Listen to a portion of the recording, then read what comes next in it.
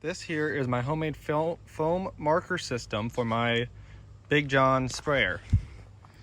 It consists of a bubbler, which is then tubed into a used Tide bottle, into a 3/4 inch vinyl tube, to a T, down more 3/4 inch vinyl tube, to a 90, to the end of a garden wand.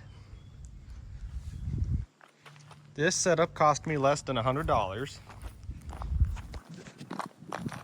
These ends cost about 10 bucks, but you can get them cheaper on Amazon. I was just too impatient, so I went and paid at a hardware store. And all the tubing you can get at Menards, which is where I got it, for about 40-50 bucks between the ends and the tubing itself. I had to go with 3/4 inch tube because from the bottle to the end of the marker is 20 foot.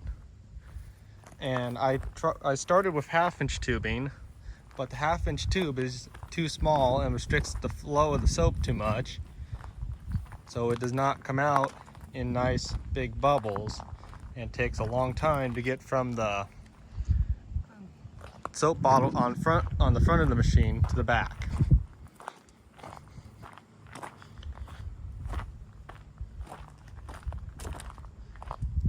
You can use any soap that you want, but the best I've found so far is 2 cups of Dawn to about a gallon of water.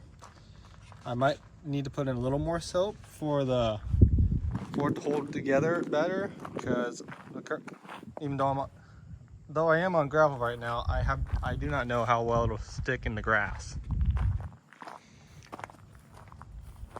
But this is how I made a foam marker for less than $100, just off of stuff from the hardware store. Because I bought this at Walmart for $10. It comes with the box, though you do need to buy the batteries, but all you need is 1D size battery. And then it comes with the airline and the bubblers, the bubbler rock. You can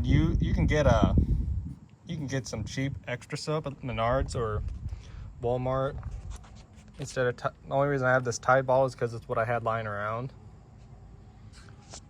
And then all the tubing came from Menards, and I had to get the sprinkler head at Ace, but you could probably get one on Amazon for a lot cheaper. I will list all my all the parts I used in the description. So if you want to make a foamer system like mine for a 20-foot sprayer, because this is a 20-foot sprayer that's what I have here. Though if you were using it for a little baby sprayer, about a 10-foot or 5-foot one for your lawnmower, you could probably go with 1/2 inch vinyl, just because there's a lot less hose there, so you don't have to worry about as much flow rate loss. I can't remember the exact term. But this setup here for my sprayer costs less than $100, or just about $100. So it's rather inexpensive compared to a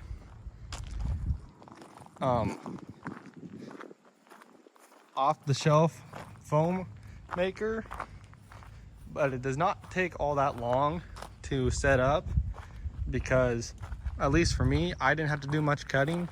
But all you need is just a pair of scissors, and these just press in and thread in. Don't need any clamps on this because there's not any pressure, or what very little pressure is exerted is put right out the end. The only place I had to get a hose clamp was from the bottle out to this line, but you could probably just take out the 90 here, because I cut the the plastic stop out. You could probably get a 1.5 inch. I think I measured this as 1.5 inches. You could probably get 1.5 inches and reduce it down to 3/4 or 1 inch and run a 1 inch all the way to the back, just so you have better flow. But as little as this bubble box is, it doesn't produce enough to need that big of a hose. Now if you got the 12-volt system for of a bubbler, because this tractor I have hooked up, my Farmall B, is only 6-volt. I couldn't use a 12-volt bubbler.